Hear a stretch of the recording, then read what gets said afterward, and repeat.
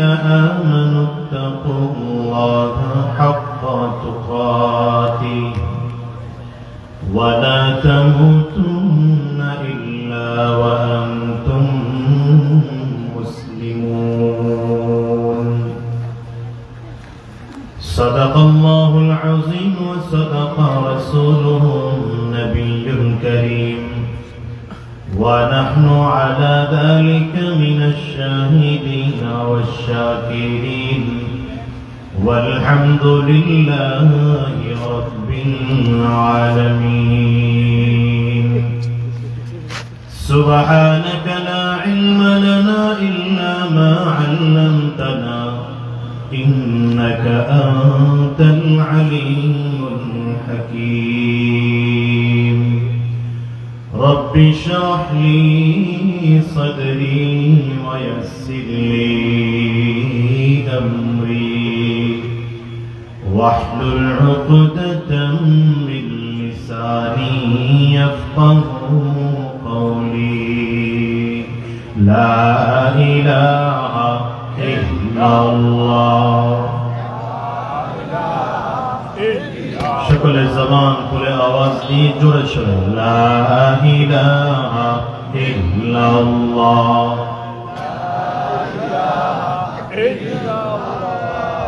لا إله إلا الله جرى لا إله إلا الله لا إله إلا الله لا إله إلا الله لا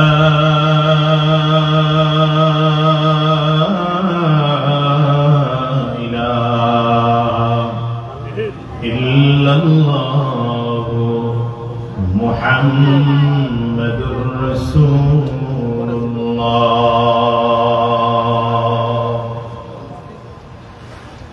প্রবীণ আলেম দ্বীন মৌলানা আশরাফ আলী মৌলভী রহমতুল্লাহ আলাইহি ও হারিয়া গ্রামের সকল কবরবাসীদের রূহের মাগফিরাত কামনায় 2 দিন ব্যাপী মাহফিলের সমাপনী দিবস সমাপনী অধিবেশন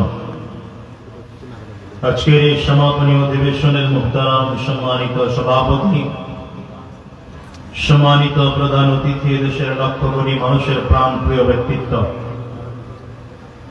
লক্ষ কোটি যুবকদের আইডল খতিবুল উম্মাহ হযরতুল আল্লামা হাফিজুর রহমান সিদ্দিক কুয়াকাটা দামাত বারাকাতুহু আলিয়া মঞ্চে উপস্থিত জাতির রাহবার জাতির সরদার সরতাজ হযরত উলামায়ে کرام সম্মুখপানে সমবেত দ্বীন প্রিয় ইসলাম প্রিয় দ্বীনদার ইমানদার মুমিন মুসলমান মধ্যে মুজাহিদ ভাইরা মুরব্বী বাবাজিরা যুবক বন্ধুরা কচি কাঁচা মাসুম বাচ্চারা পর্দার অন্তরালে অবস্থানরত সম্মানিতা শ্রদ্ধেয় মা ও বোনেরা আল্লাহ পাকের শুকর যে আল্লাহ তাআলা আপনাকে আমাকে অত্যন্ত দয়া করে মায়া করে মহব্বত করে ভালোবেসে আজকের এই কোরআনী মজলিসে জান্নাতি বাগানে ঈমানদারদের মজলিস আল্লাহ ওয়ালাদের মজলিসে বিশেষ করে আল্লাহ পাকের জাকিরিন ও শাকিরিন বান্দাদের মজলিসে যে রব্বে করিম মওলা করিম আপনাকে আমাকে আসার বসার তৌফিক দান করেছেন সে মহান রব্বুল ইজ্জত ওয়াল জালালের দরবারে শুকর আদায় করি আমরা সকলেই জবান করে আওয়াজ দিয়ে জোরে সোরে বলি আলহামদুলিল্লাহ প্রতিকূল আবহাওয়ার মধ্যে আল্লাহ তাআলা इसकी जगह है সবাই দেখতেছেন আপনি বোকা কোথায় কি করতে হয় সামনে খাওয়া সরম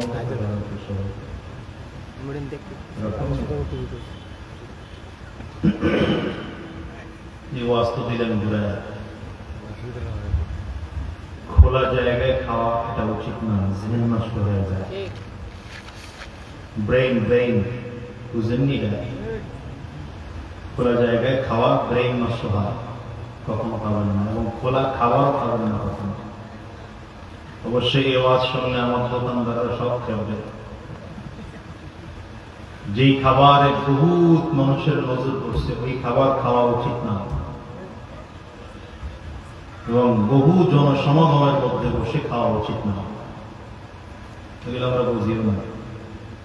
বিশেষ করে যেই রুমে খানা খাওয়া হয় সেই রুমে বাহিরের কেউ যাওয়া উচিত না। ঢুকছেন তো খাইতে বসা উচিত না, গায়া যিনি খাইতেছে তার দিকে খালি তাকায় থাকলেন, এটা উচিত না। আদবগুলো আমাদের দেশে নাই, এগুলো নষ্ট হয়ে গেছে দিন দিন। আল্লাহ হেফাজত করুন, আমিন বলেন।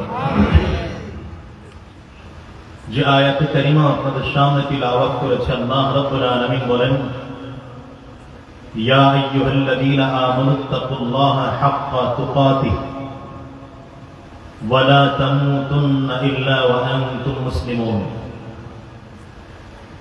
রব্বে কারীম বলেন, পৃথিবীর মানুষদেরকে উদ্দেশ্য করে, ঈমানদারদেরকে লক্ষ্য করে, হে ঈমানদারেরা, দুইটা গুণ অর্জন করো। কয় গুণ? কথা বলেন না কেন? মুখ বন্ধ করে আওয়াজ শোনার লোক নাকি? কথা বলতে হবে, মুখ বন্ধ করে আলোচনা শোনা যাবে না। আল্লাহ তাআলা ঈমানদারদেরকে বলতেছেন, বলেন কাদেরকে বলতেছেন? এই মুখ বন্ধ করে যারা রয়েছে এরাও বলেন কাদেরকে বলতেছেন?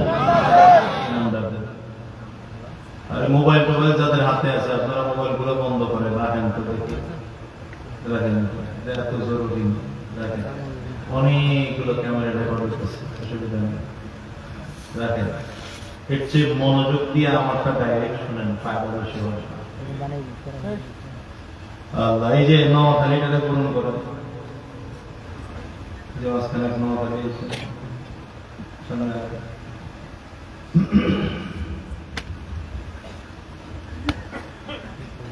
আপনারা এত দূরে গিয়ে রইলেন কেন? জমি জমা ঝামেলা আছে না, আলাদা মামলা আছে থানায়? মানে বসার স্টাইল থেকে মনে হচ্ছে কেমতের মানে আলাদা বলতে না। ওই যে পিছনে আবার আরেক কাতার বলছে, সামনে বিশাল একটা গ্যাপ রয়েছে, গায়ে গায়ে মিলে বসেন, অসুবিধা নেই। পাতা থাকলে পেছনে থাকবে। আবার কিছু লোক আছে যতই বলো বলবে, আমি যে বসছি শিকড় লাগায়, এইটার জীবনে উঠানো যাবে না, কিছু খায় না। একজনের দিকে আমার আমি এখানে বসে 1 ঘন্টাও যদি চিল্লা, আপনারা যদি এখানে বইয়াই থাকেন তাহলে তো লাভ নেই। ওয়াজ আমল হবে কিনা এটা এখন বোঝা যাবে। দুজন একটু সহযোগিতা করার, সহযোগিতা করার ধরেন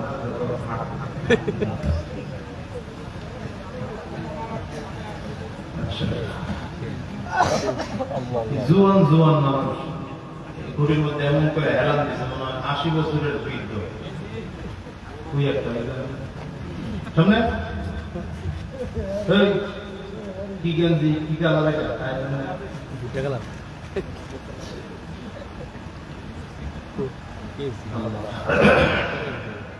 আল্লাহ তাআলা ঈমানদারদেরকে বলছেন, বলেন কাদেরকে বলেছেন? এই জবান খুলে আওয়াজ দিয়ে কাদেরকে বলেছেন? আওয়াজ আমার মন মতো হয় না, হাতগুলো দিকে উঁচু করেন, ডানে বামে তাকায় দেখেন তো হাত তুলে নেই এমন কি আছে? হাত তুলছে সবাই, নাড়া দেন, হাতগুলো নাড়া দেন, নাড়া দেন। আবার গলায় কাশি দেন, ভালো করে কাশি দেন, জোরে আওয়াজ দেন আল্লাহু আকবার। আরো জোরে আল্লাহু আকবার। নারে তাকবীর, জোরে নারে তাকবীর। পারবেন তো আওয়াজ দিতে? ইনশাআল্লাহ। এখানে কি ব্যস্ত হলো? সাবধান, আমার ডিস্টার্বও করা যাবে না। ঈমানদারদেরকে আল্লাহ তাআলা বলেছেন 2টা গুণ অর্জন করার জন্য। বলেন কয়টা গুণ অর্জন করার জন্য? কাদেরকে বলেছেন? বুজুর্গের কাছে টেকনিক আছে না? আছে কারোর কাছে? পাবলিকের কাছে টেকনিক নেই, টেকনিক বুজুর্গের কাছে আছে। বুঝেননি? পাবলিক তো পলিটিক্স কিছু বুঝে না, হুদা দামে গেলে তো দুই গুণের এক গুণ হলো আল্লাহ তাআলা তাকওয়া অর্জন করার জন্য বলেন। কি অর্জন করার জন্য বলেছেন? তাকওয়া কি এটা বোঝা দরকার। তাকওয়া মানে সোজা কথায় বুঝেন, তাকওয়া মানে হলো আল্লাহর ভয়। বলেন কার ভয়? আঙ্গুলটা উঁচা করে বলেন কার ভয়?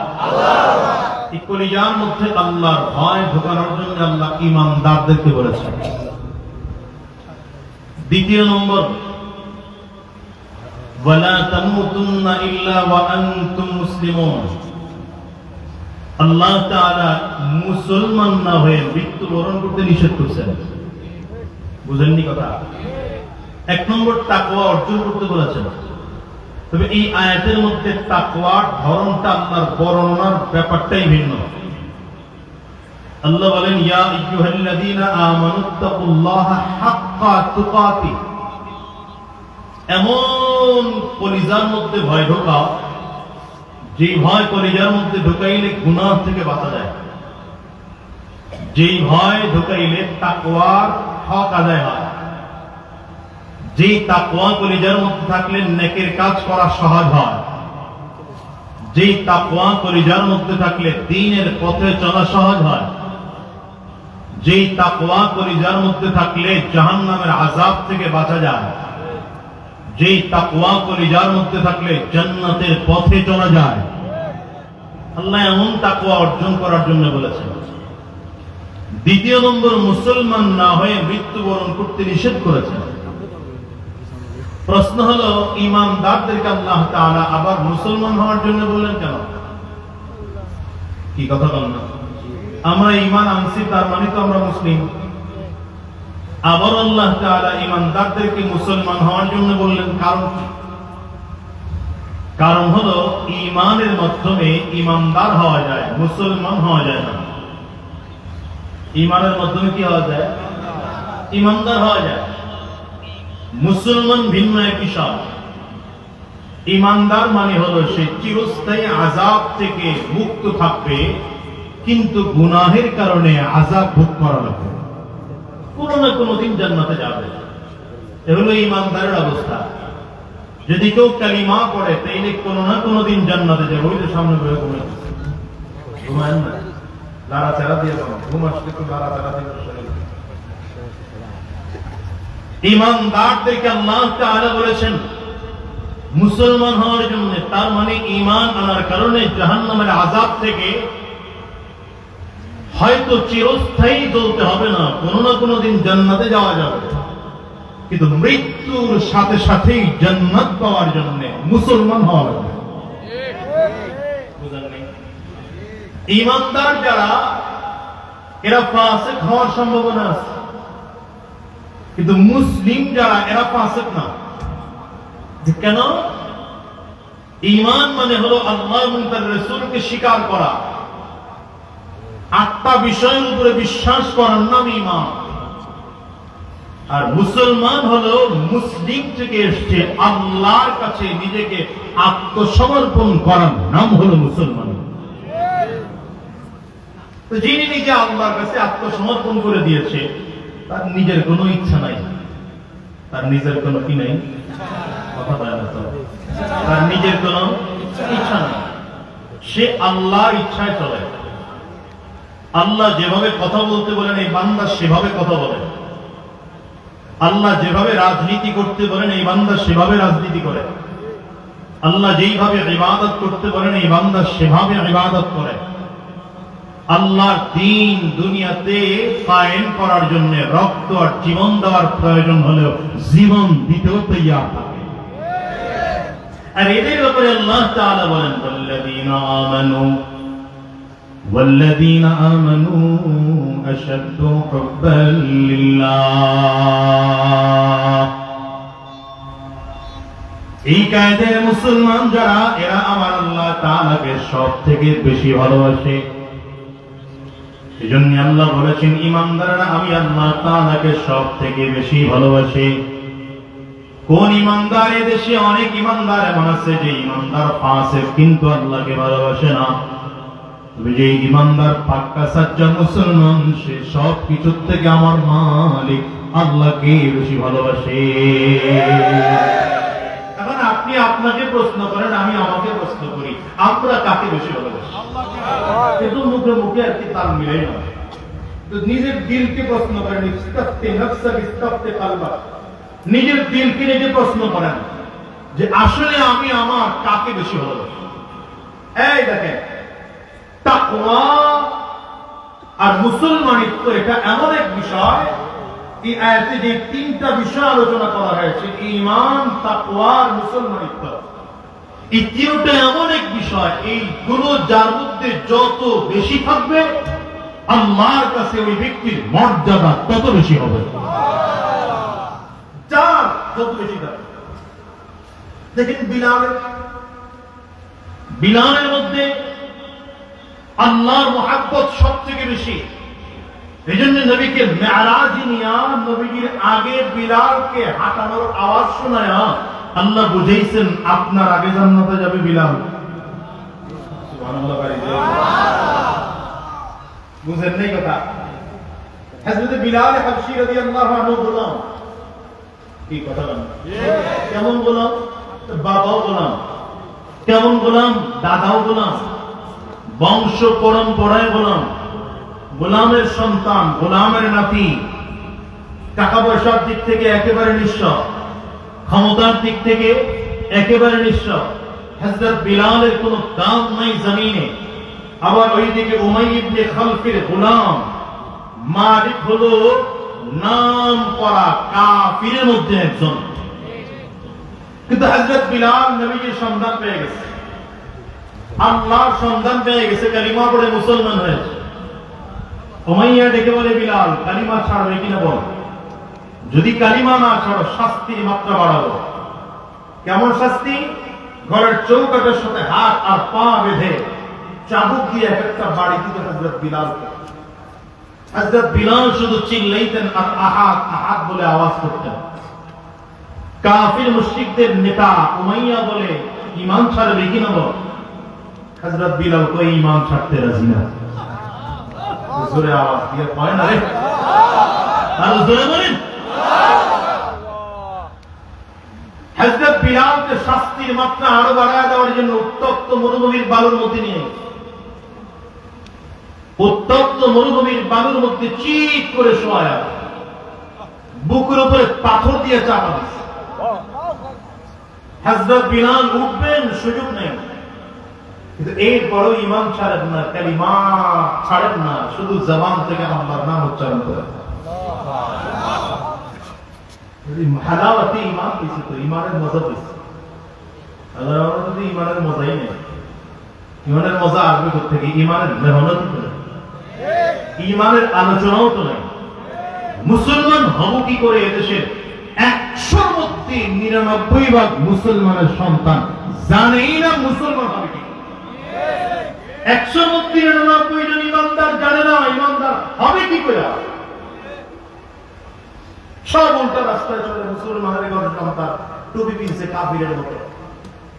কথা বল না, জুব্বা নাই নাই, কাফিরের স্টাইলে পোশাক পরে, নায়িকার নায়িকার স্টাইলে পোশাক কিনছে, খেলোয়াড়দের স্টাইলে চুল কাটতেছে।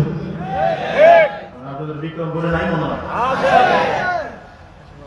জৈনে করে রাগ করিস না, ওয়াজ দিয়ে তো করে শেষে কোথায় যদি রাগ না করিস। তো মুসলমান হইতে পারে নাই তো। হযরত বিলালকে শাস্তির মাত্রা বাড়ানোর জন্য পাহাড় থেকে বাইচা বাইচা ছোট ছোট পাথরগুলো আনতো, আগুনের মধ্যে জ্বালায়, কয়লা বানায়, লাল টুকরা বানায় জমিনের মধ্যে বিছাইয়া হযরত বিলালকে পাথরের উপর শোয়ানো দিত।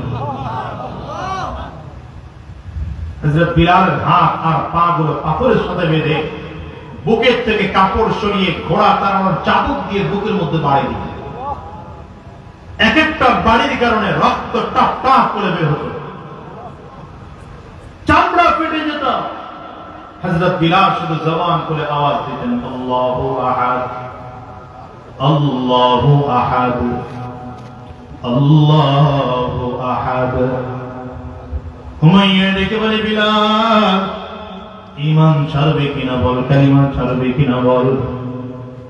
হযরত বিলালের জবান দিয়ে বারবার করে জিহ্বা নাড়ায় নাড়ায় নাড়ায় বারবার করে যখন মালিকের নাম নিচ্ছে, বদমাশ কাফির গুলো বাগান থেকে বাবলা গাছের কাটা গুলোই না হযরত বিলালের জিহ্বার মধ্যে এত জোরে ঢুকে দিত, হযরত বিলালের জিহ্বা ছিঁড়ে রক্ত টপ টপ করে জমিনের মধ্যে পড়ত। হযরত বিলাল শুধু জবান দিয়ে আওয়াজ দিয়ে আমার মালিককে ডাকতেন, আল্লাহু আহাদ, আল্লাহু আহাদ, আল্লাহু আহাদ। এত কষ্ট নির্যাতন সহ্য করেছেন দুনিয়ার মুসলমানেরা। হযরত বিলাল তো ছিলেন গোলাম, হযরত বিলালের জন্য ঈমানের উপরে টিকে থাকা বড় কঠিন ছিল, যতটা কঠিন আবু বকরের উপরে ছিল না। আবু বকর সিদ্দিক তো গোলাম ছিলেন না, ওমর ফারুক তো গোলাম ছিলেন না, উসমান তো গোলাম ছিলেন না, আলী তো গোলাম ছিলেন না, হযরত বিলাল তো গোলামের বাচ্চা গোলাম ছিলেন। কিন্তু এরপর নবীর দ্বীন গ্রহণ করেছেন, কালিমা পড়েছেন, মুসলমান হয়েছেন। রব্বে কারীম বলেন, তোমার ঈমান আমার কাছে এমন দাম, আমার নবীকে যখন মেরাজে নিয়েছেন আমার আল্লাহ তাআলা জিবরিল আমিন নবীজির হাত ধরে ধরে জান্নাত ঘুরায় দেখাইতেছেন। হঠাৎ করে নবীজি খেয়াল করেন কে যেন নবীর সামনে হাঁটতেছে, খরবের আওয়াজ পাওয়া যায়। নবী আমার জিবরিলকে ডাক দেয়, রে জিবরাইল আমার সামনে কে হাঁটে বলো না। পয়গম্বর আরবির দিকে তাকিয়ে জিবরিল আমিন বলেন, পয়গম্বর ওই যে আপনার বিলাল সামনের দিকে হাঁটে, খরমের আওয়াজ পাওয়া যায়।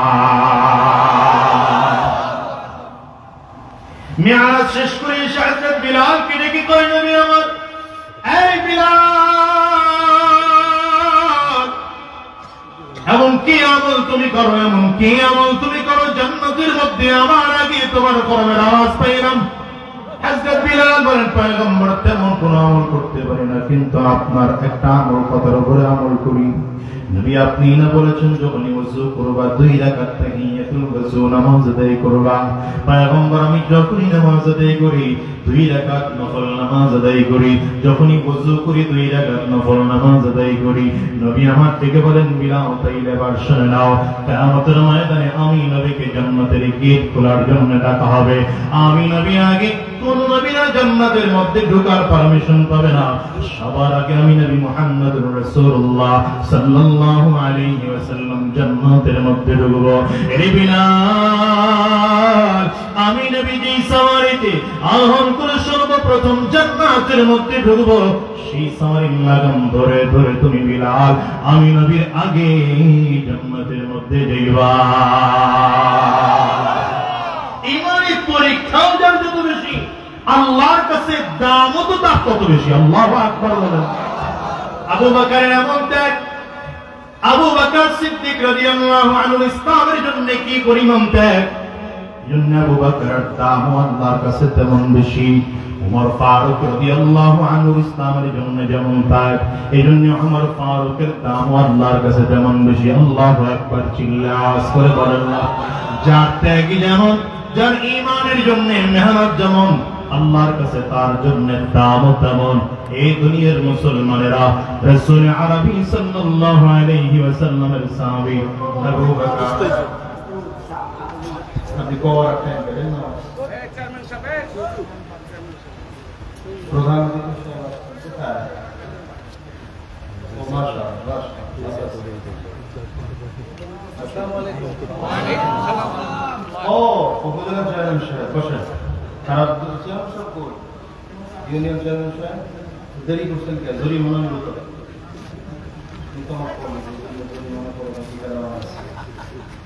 তাড়াতাড়ি এসে দাও। আল্লাহ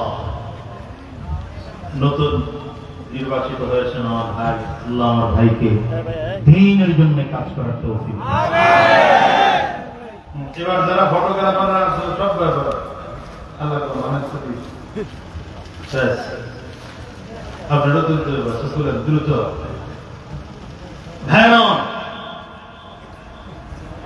তো ঈমানের জন্য যার যত বেশি মেহনত, আল্লাহর কাছে ওই ব্যক্তির তত বেশি দাম। আবু বকরের মেহনত বেশি, আবু বকরের দাম বেশি। হযরত ওমরের মেহনত বেশি, হযরত ওমরের দাম বেশি, কথা হয় না? কেমন দাম? দামের পরিমাণ এত বেশি যে আল্লাহু আকবার, নবীর বিছানা, নবীর ঘুমানোর পাশে জায়গা হয়েছে আবু বকরের জায়গা। মদিনার এক বাগানে গিয়েছেন, খেজুর বাগানে, রাহমাতুল লিল আলামিন। অন্যান্য সময় রাহমাতুল লিল আলামিন একা একা হাঁটতে পারেন না, সাথে কোন সাহাবীরা থাকেন। আজকে রাহমাতুল লিল আলামিন একা একা রওনা করেছেন। যদি আবু মুসা আশআরী রাদিয়াল্লাহু আনহু বলেন, নবীকে একা পায়া আমি নবীর পেছনে পেছনে হাঁটা শুরু করেছি। রাহমাতুল লিল আলামিন গিয়ে মদিনার এক খেজুর বাগানের মধ্যে ঢুকলেন। খেজুর বাগানের মধ্যে ঢুকা রাসূল আরবী আস্তে আস্তে করে ভেতরের দিকে ঢুকলেন। খেজুর বাগানের মধ্যে একটা পানির কূপ আছে। নবীজি পানির কূপের মধ্যে বসলেন। কূপের পাড়ে বৈশা পানির মধ্যে পা ডুবায়া রাহমাতুল লিল আলামিন হালকা হালকা করে নাড়তেছে। আবু মুসা আশআরী রাদিয়াল্লাহু আনহু বলেন, আমার নবী একটু আরাম করার জন্য মনে হয় এখানে বসেছে। রাহমাতুল লিল আলামিনকে কেউ যেন ডিস্টার্ব করতে না পারে, আমি আমার নবীর খেজুর বাগানের গেটের দারোয়ান হয়ে দাঁড়ায় যাব। নবীর একাকিত্ব কাউকে ডিস্টার্ব করতে দেব না, নবীজিকে একা বসায় রাখবো।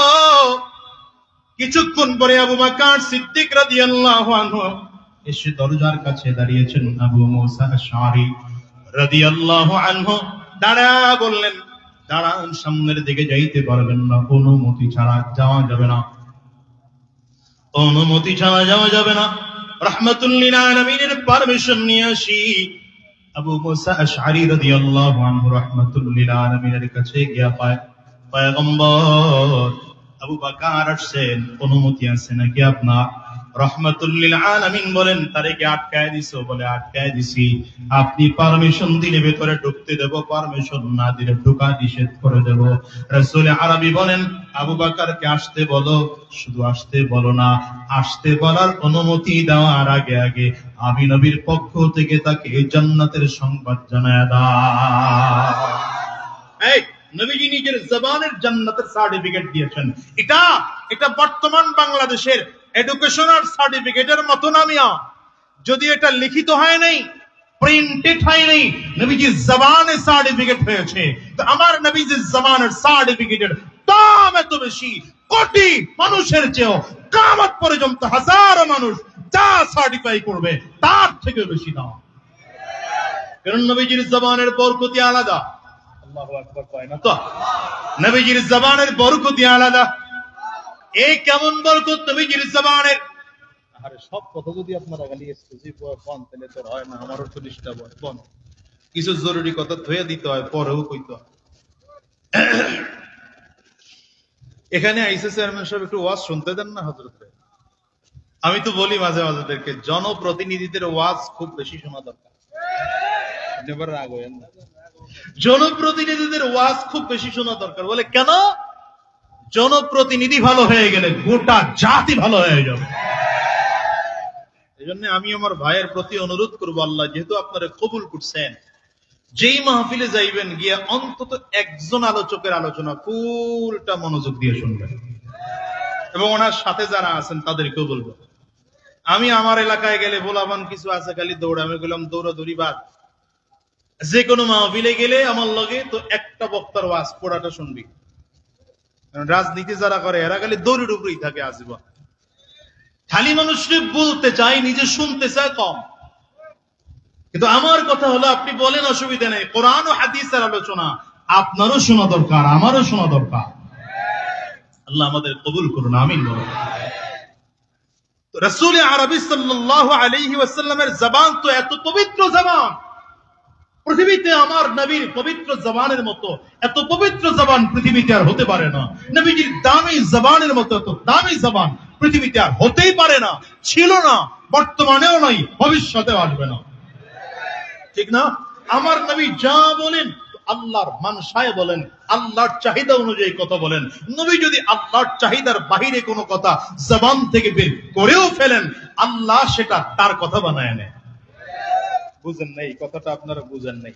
আবার কই, ভালো করে বুঝেন। নবীজি সব সময় কথা বলেন কার ইচ্ছায়? আল্লাহর কথাগুলোই নবী বলেন, মা ইয়ানতিকু আনিল হাওয়া ইন হুয়া ইল্লা ওয়াহয়ুন ইউহা। আল্লাহর কথা ছাড়া নবী কথা বলেন না, আল্লাহর কথাই নবীর কথা। এই জন্য তো দুনিয়ার কারো কাছে নবীকে পড়তে দেন নাই, যা পড়ার আল্লাহ পড়াইছেন। আল্লাহর কথাই নবীর কথা। নবী যা বলেন আল্লাহ থেকে বলেন। তবে হ্যাঁ, যদি দুই একটা কথা এমন বের হয়ে যায় যেটা শরিয়াতে ইসলামের সাথে যায় না, কিন্তু নবীর জবানের বরকতে আল্লাহ সেটা তার কথা বানায় না। কেমনে? এক সাহাবী আসছে নবীর কাছে কুরবানির ঈদের সময়।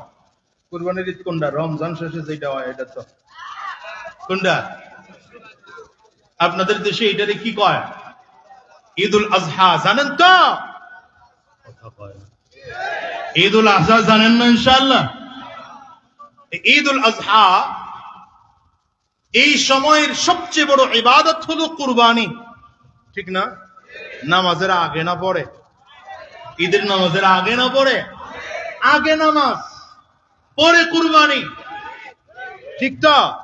যদি কুরবানি করতে না পারো তাহলে প্রথম দিন অসুবিধা নাই, দ্বিতীয় দিন করো। দ্বিতীয় দিন না পারো তো তৃতীয় দিন করো। সাহাবী একজন চিন্তা করছে কুরবানি তো দেওয়াই লাগবে, তো দেরি করে লাভ কি? ফজর পড়ে আগে কুরবানি দিছে। কুরবানি দিয়া গোশত মোটামুটি বন্টন কইরা এরপরে নামাজ পড়তে আসছে। নবীজির কাছে আয়েশা কয়, হুজুর কাম সাইরা বলাইছে। কি করছো? হুজুর কুরবানি তো দেওয়াই লাগবে, দিয়া নামাজ পড়তে দিছি।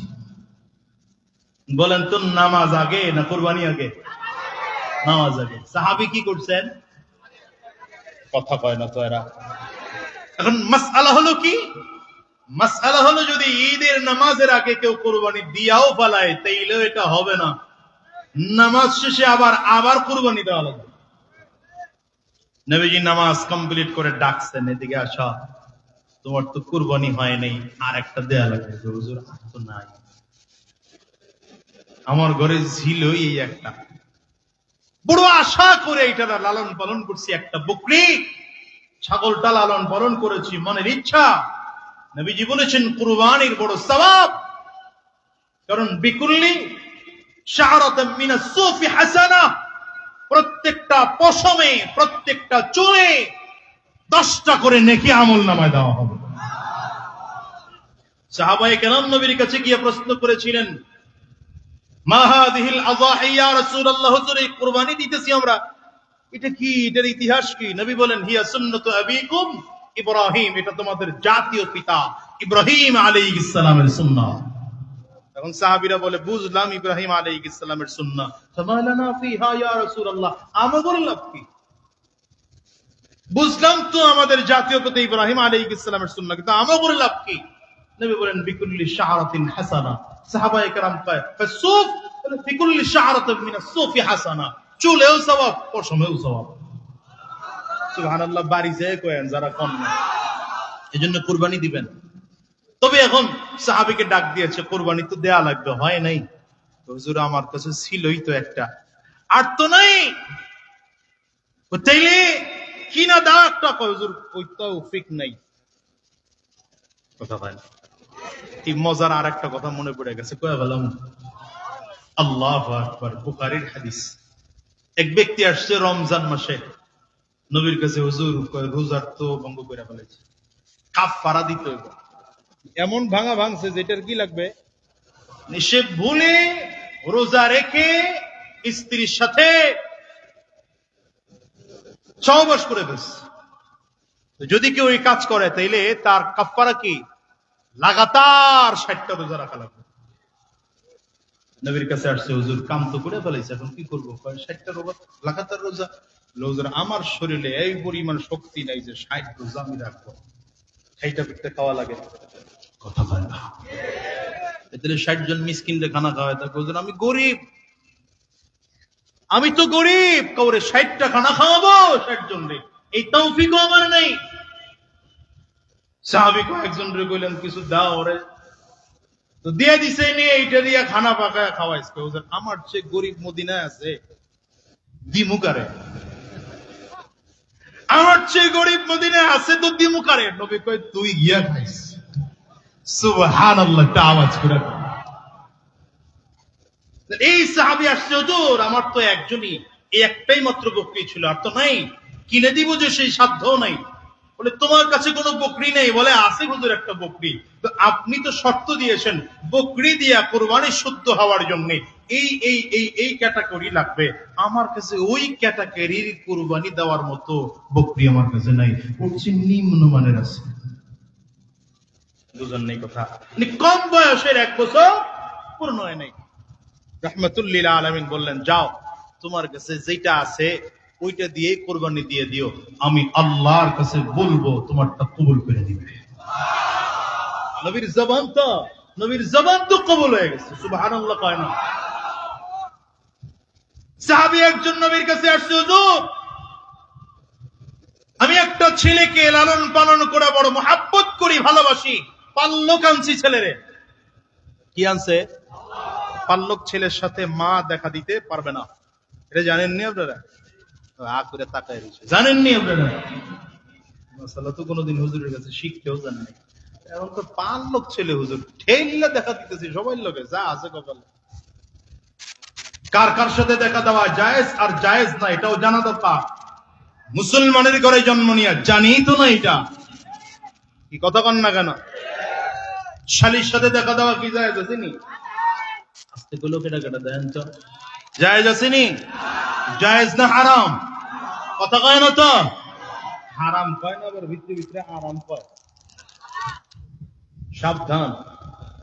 ভাবির সাথে দেখা দেওয়া, বড় ভাইয়ের বউ হোক আর ছোট ভাইয়ের বউ হোক, দেখা দেওয়া হারাম, মনে রাখবেন। মাসালা কয়ে হয়ে গেলাম। পাল্লক ছেলের সাথেও মা কি করতে পারবে না? বালেক হওয়ার পরে দেখা করতে পারবে না। আবার পাল্লক যদি মেয়ে আনেন, এই মেয়ের সাথেও বালেগা হওয়ার পরে বাবা দেখা করতে পারবে না। কিন্তু দুধ ছেলের সাথে, দুধ মেয়ের সাথে দেখা দেওয়া যায়। শুধু এর সাথে না, আপনার যতজন সন্তান আছে এই আপনার দুধ পান করার কারণে এরা ভাই বোন হয়ে গেছে।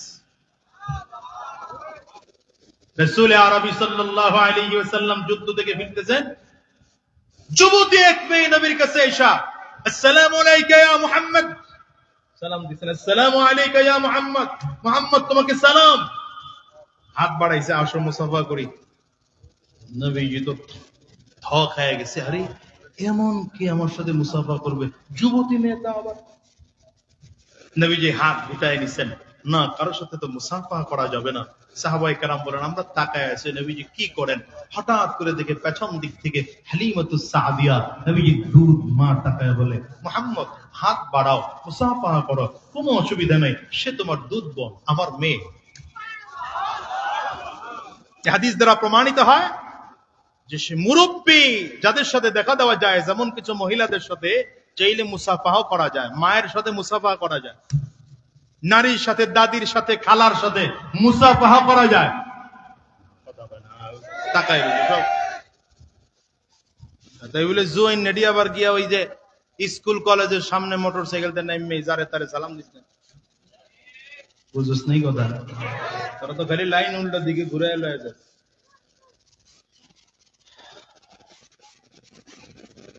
এই লোক আসছে, আল্লাহর নবী আমার ছেলে তো এতদিন বালেক হয়নি, কিন্তু ছেলের বয়স এখন 13 শেষ হয়ে 14 বছরে পড়েছে।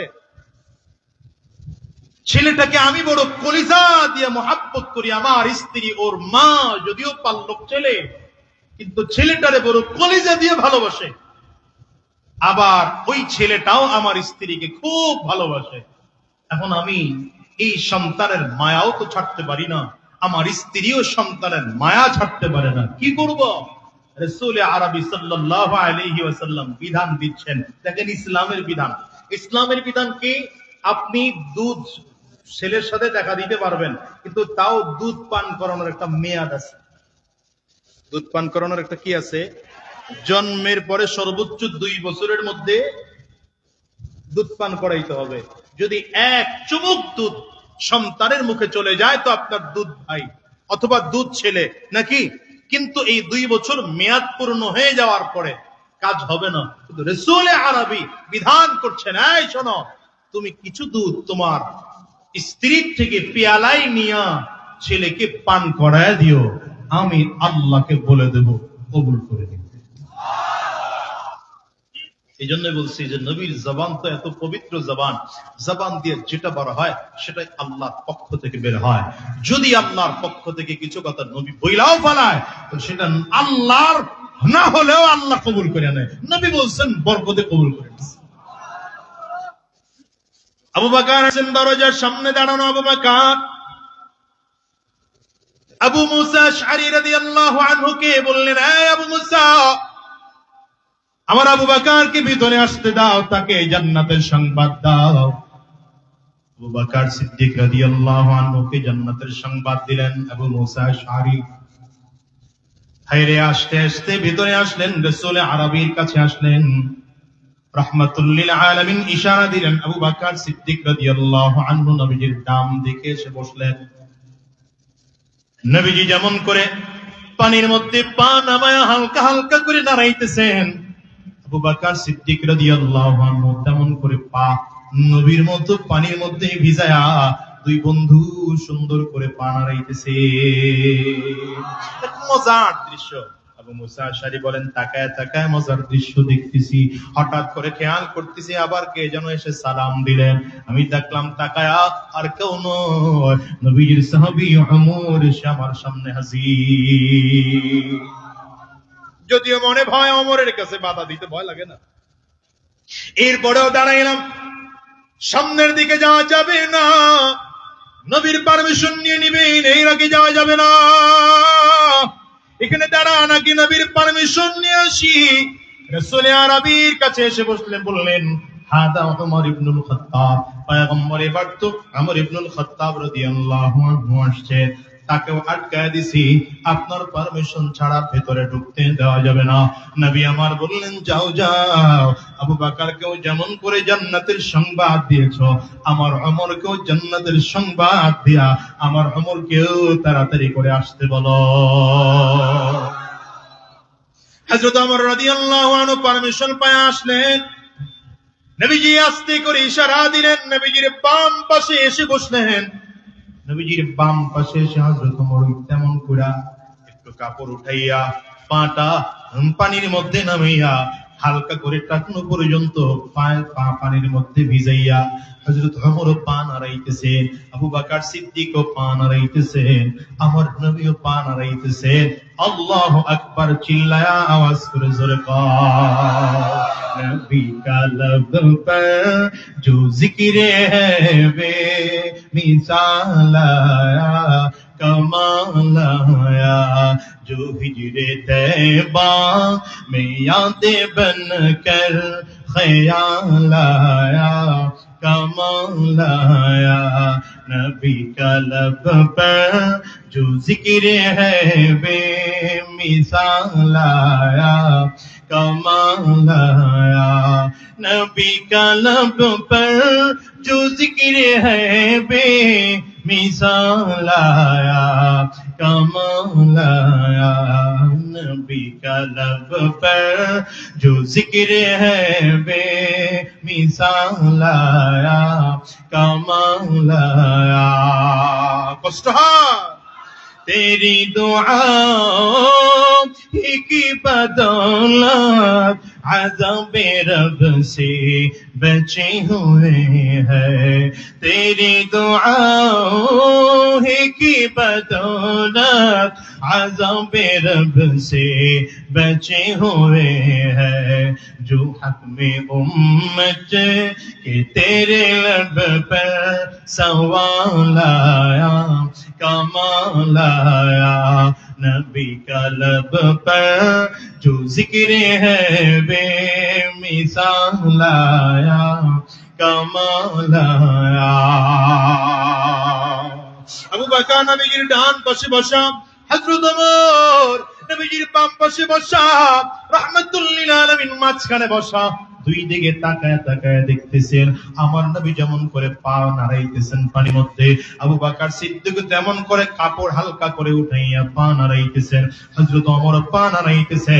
এই দুনিয়ার মুসলমানেরা, এইবার কিছুক্ষণ পরে হযরত উসমান বিন আফফান রাদিয়াল্লাহু আনহু এসেছেন। আবু মুসা আশআরী রাদিয়াল্লাহু আনহু হযরত উসমানকে আটকায় দিলেন, দাঁড়া, যাওয়া যাবে না, নবীজির পারমিশন ছাড়া ভেতরে যাওয়া যাবে না। রাহমাতুল লিল আলামিন পারমিশন দিবেন, এরপরে যাবেন, এর আগে যাওয়া যাবে না। আবু বকর সিদ্দিক রাদিয়াল্লাহু আনহু কেও পারমিশন ছাড়া ঢুকতে দেই নাই, হযরত ওমর কেও পারমিশন ছাড়া ঢুকতে দেই নাই। এবার হযরত আবু মুসা আশআরী আবারও আসলেন, পয়গম্বর উসমান আসছে, উসমান আপনার সাথে দেখা করতে চায়। উসমান বিন আফফান রাদিয়াল্লাহু আনহু আসছে। নবী বলেন তাকে আসতে দাও, তাকেও জান্নাতের সংবাদ দিয়ে দাও। চিল্লা জোরে সুবহানাল্লাহ বলা যাবে না? আবু মুসা আশআরী রাদিয়াল্লাহু আনহু বলেন পারমিশন দিলাম।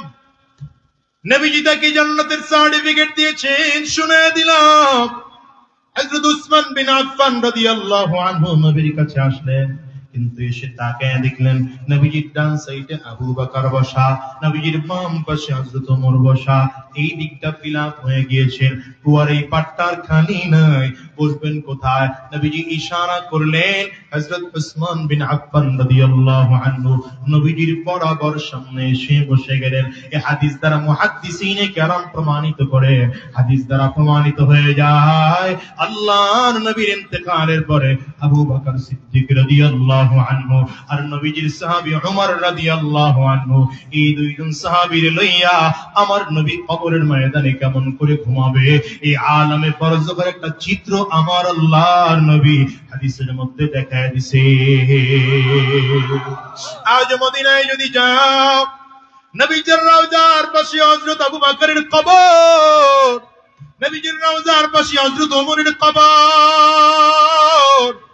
এই কবরের পাশে আর কোন কবর নাই, তবে হযরত উসমান বিন আফফান রাদিয়াল্লাহু আনহুর কবর নবীর বরাবর সামনে জান্নাতুল বাকির মধ্যে।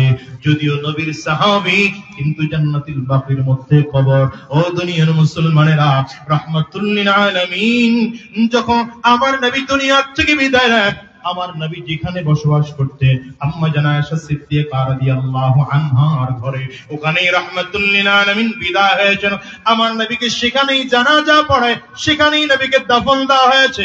রাহমাতুল লিল আলামিন ইন্তেকালের পরে আম্মা জানা আয়েশা সিদ্দিকা রাদিয়াল্লাহু আনহা নবীজির পাশে একটুখানি জায়গা রাখা, এরপরে আবার নতুন করে ওয়ান উঠাইয়া আম্মা জান বসবাস করতে। মনে মনে চিন্তা, নবীর পাশের কবরটা যেন আমিও আয়েশার হয়। কিন্তু হঠাৎ করে আম্মা জান আয়েশার বাবা আবু বকর সিদ্দিক রাদিয়াল্লাহু আনহু এসে একদিন দাঁড়িয়েছে, মাগো তোমার কাছে ছোট্ট করে একটা আবদার আমি জানাই, আবদার রাখবনি। কি আবদার গো বাবা? আবু বকর তো হযরত আম্মা জান আয়েশার বাবা ছিলেন। কি আবদার বলেন বাবা? আম্মা জান আয়েশার দিকে তাকিয়ে আবু বকর বলেন, মাগো আমার নবীকে ছাড়া এক মুহূর্ত দুনিয়ার জিন্দেগিতে কাটাই না।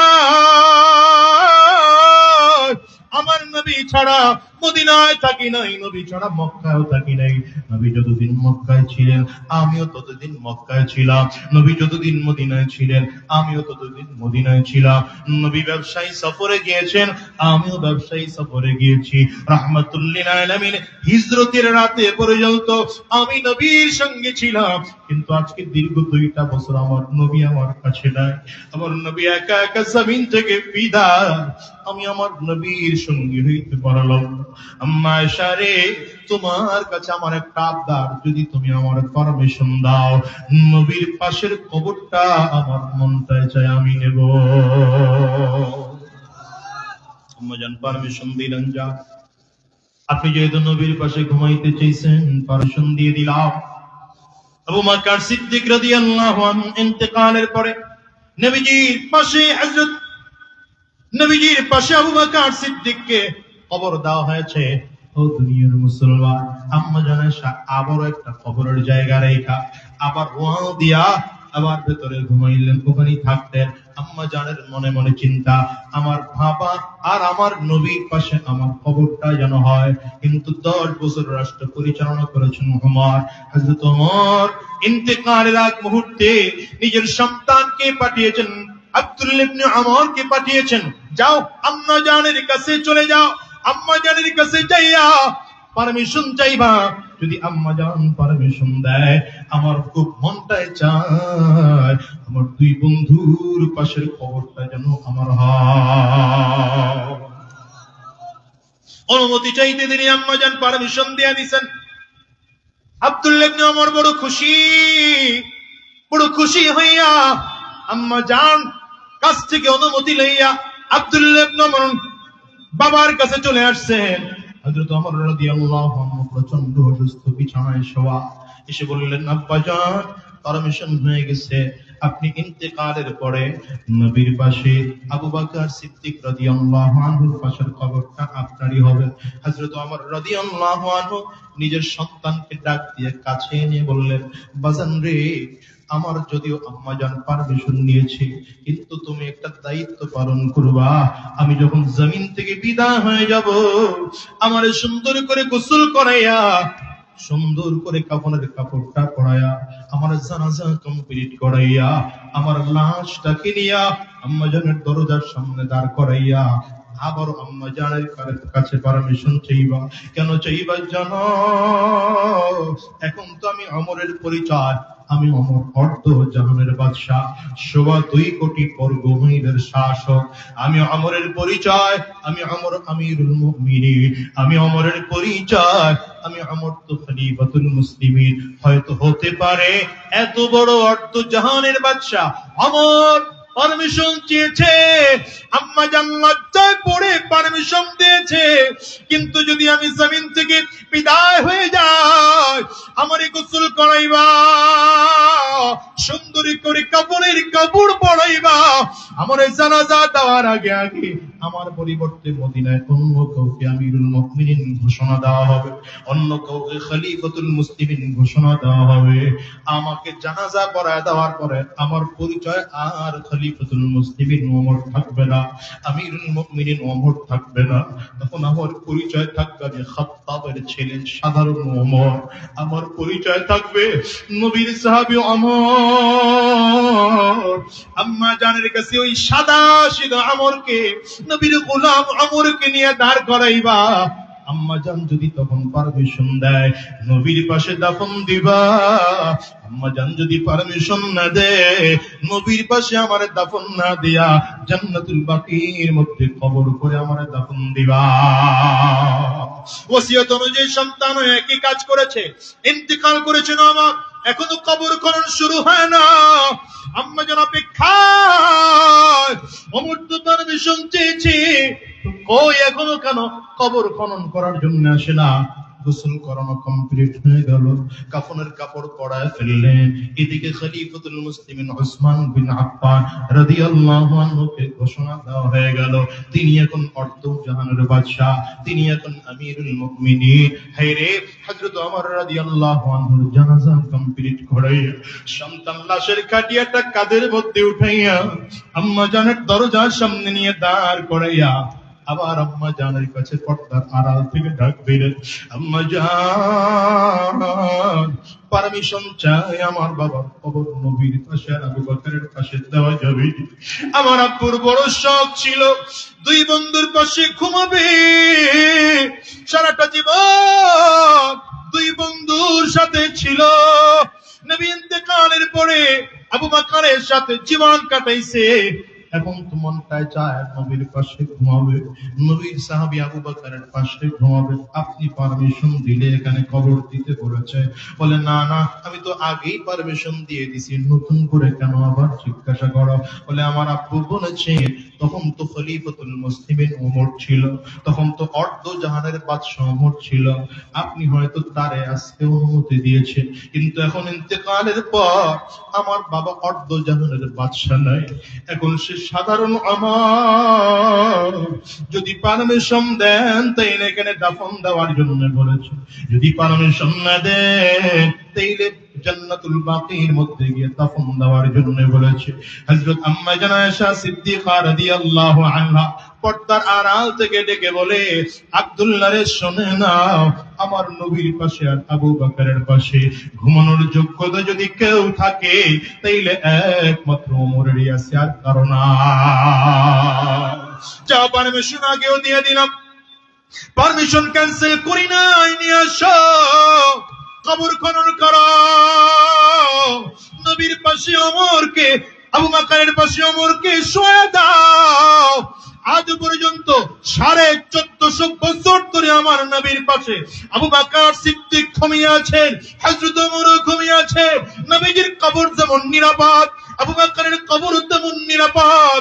নবীর কবর যেমন নিরাপদ, হযরত ওমরের কবর তেমন নিরাপদ। নবীর কবর যেমন উম্মতের কাছে সব থেকে দামি। আরে আবু বকর সিদ্দিক রাদিয়াল্লাহু আনহুর কবরের জায়গাটা তো নবীর কারণে দামি হয়ে গেছে, হযরত ওমরের কবরটাও তো নবীর কারণে দামি হয়ে গেছে। ও দুনিয়ার মুসলমানেরা, আল্লাহর কাছে আমার নবীর রওজা রব্বে করিমের আরশে আজিমের চেয়েও বেশি দাম।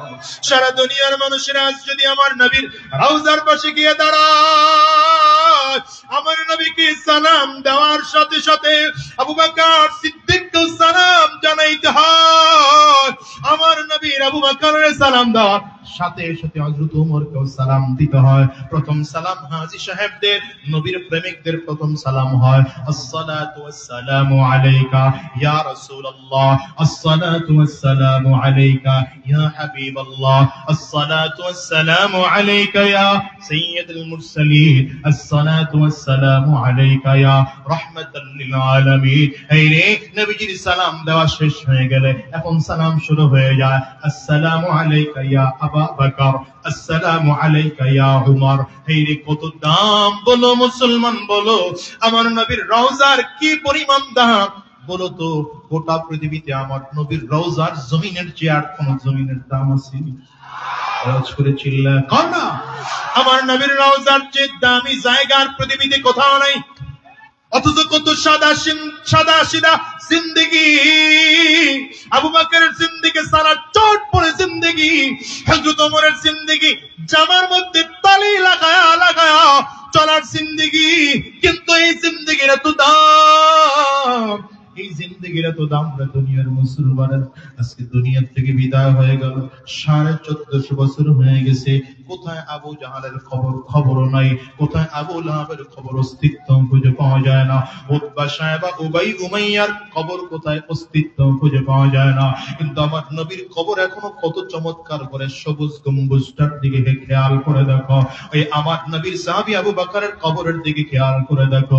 মৃত্যুর 1450 বছর পরে এত দাম, কোটি কোটি কোটি কোটি মানুষ আমার নবীর রওজার পাশে দাঁড়ায়া দাঁড়ায়া চোখের পানি গুলো ফেলে ফেলে কাঁদে আছে না না।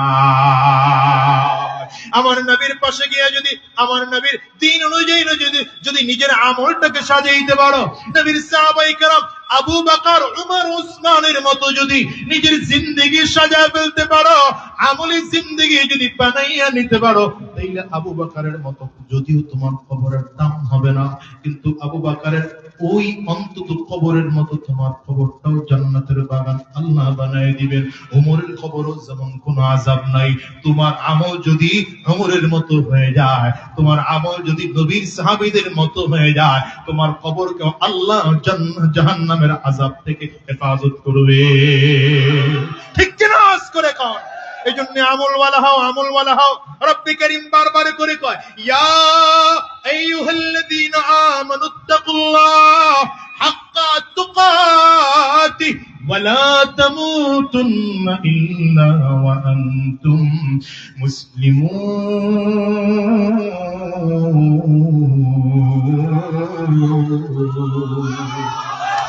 এজন্য রব্বে করিম ইমানদারদেরকে ডেকে বলেন, ইমানদারেরা, ও ইমানদারেরা শোনো, তোমরা আমি আল্লাহকে ভয় করো। ভয় করার মতো ভয় করো। যে ভয় করলে আমি আল্লাহ খুশি হয়ে যাই এমন ভয় করো। যে ভয় করলে গুনাহ থেকে বাঁচা যায় এমন ভয় করো। যে ভয় করলে জাহান্নামের আযাব থেকে বাঁচা যায় এমন ভয় করো। যে ভয় করলে মৃত্যুর পরে জান্নাত পাওয়া যায় এমন ভয় করো। সাবধান, মুসলমান না হয়ে জমিনে এই মৃত্যুবরণ করিও না। মুসলমান না হইয়া জমিন থেকে বিদায় হইও না।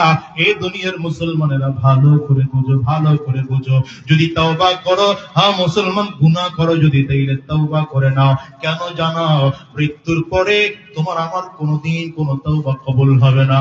অল্প দিনের হায়াত, আজ আছে আগামীকালকে দুনিয়া থাকবে এমন কোনো গ্যারান্টি নেই। চিল্লায় কও না ঠিক কি না? আমি তো প্রায় বলি বাজারে এই দুনিয়া আসার সিরিয়াল আছে, বাজারে যাওয়ার সিরিয়াল নাই।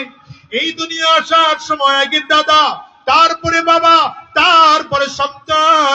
যাওয়ার সময় এমন হয় দাদা দুনিয়া থাকে, নাতি জমিন থেকে বিদায় হয়। বাবা দুনিয়া থাকে বাজার, সন্তান জমিন থেকে বিদায় হয়। এমন হয় কি হয় না? আওয়াজ করে কও।